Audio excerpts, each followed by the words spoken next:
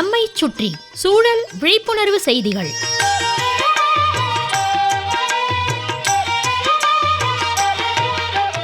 அன்புள்ள சபாபதி சார் அவர்களுக்கு உங்கள் மாணிக்கம் எழுதும் மடல். நலம் நலமறிய ஆவல். தினமும் எல்லாரும் ஓடுறோம், ஒடியாடுறோம். எதுக்காக? எப்படியாவது நிறைய சம்பாதிச்சு வளமானவர்களா ஆகணுங்கிறதுக்காக. ஆனா நமது உடலும் ஒரு மெஷின் மாதிரி தான். ஒரு நாளின் முடிவுல நம் எல்லோருக்குமே அசதி உண்டாகும். இரவு நல்ல தூக்கம் வரணும். காலையில எழுந்திருக்கும் போது ஒரு புத்துணர்ச்சி கிடைக்கணும். கிடைத்தால் நமது உடல்நிலை சரியா இருக்குன்னு எடுத்துக்கலாம். இல்லை என்றால் நாம ஸ்ட்ரெஸ்ல இருக்கிறோம், மன அழுத்தம் ஏற்பட்டிருக்குன்னு தெரிஞ்சுக்கலாம். உடல்நிலை சரியில்லை, தலைவலி, அந்த வலி, இந்த வலின்னா உடனே ஏதாவது மாத்திரையை வாங்கி போட்டு நம்ம வேலைகளை தொடர்ந்து பார்க்கிறோம். இது தவறு. அசதி, ஸ்ட்ரெஸ், மன அழுத்தம் உண்டாகும் போது ஓய்வு எடுக்கணும். ஓய்வு எடுக்கலன்னா நமது உடல் உறுப்புகளுக்கு மேல மேல உபாதைகளை ஏத்துறோம்னு அர்த்தம். என்ன ஆகும்? ஓய்வில்லாமல் ஒரு கருவி இயங்கிக்கிட்டே இருந்தா ஒரு கட்டத்துல நின்னுடும். இப்படித்தான் நமது உடலும்.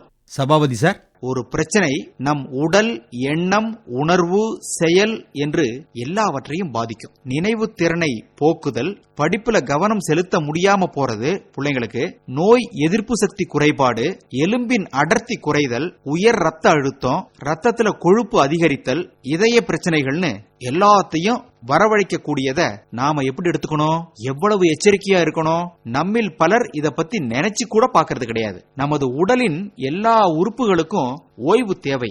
மனதிற்கும் ஓய்வு அவசியம்.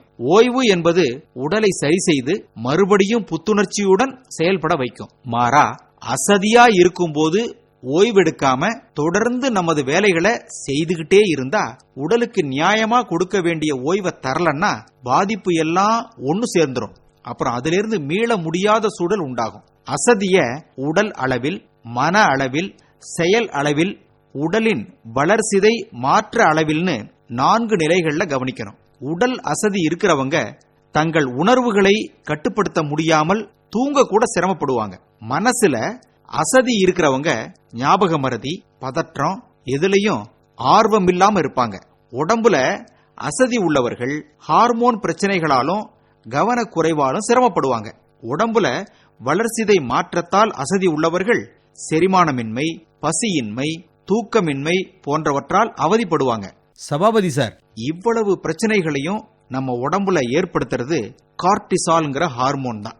நமக்கு ஆபத்து நேரும் காலங்களில் நம் உடலை காப்பாற்றுவதும் இந்த கார்டிசால் என்ற ஹார்மோன் தான். அதனால இதை தவிர்க்க முடியாது. எனவே ஓய்வு எடுக்க வேண்டிய நேரத்துல ஓய்வு எடுத்துடணும். உழைக்க வேண்டிய நேரத்துல நல்லா உழைக்கணும். சுவரை வித்து சித்திரம் வரைய முடியாது. அதனால நல்லா உழைக்க, நமது உடலுக்கு வலு சேர்க்கும் வகையில நல் உணவு வகைகளை சாப்பிடணும். ஓய்வு எடுக்கணும். உடம்புல இருந்து வியர்வை வெளியேறணும். சுத்தமான காத்த சுவாசிக்கணும். உடல் உழைப்பு செய்யற வேலை எல்லாருக்கும் கிடையாது. அப்படின்னா அவங்க எல்லாம் என்ன செய்யலாம்? நடைப்பயிற்சி, உடற்பயிற்சி தான். உழைப்பின்றி ஊதியம் இல்லை. உங்களுக்கு தெரியாது இல்ல. இப்படிக்கு மடல் மாணிக்கம்.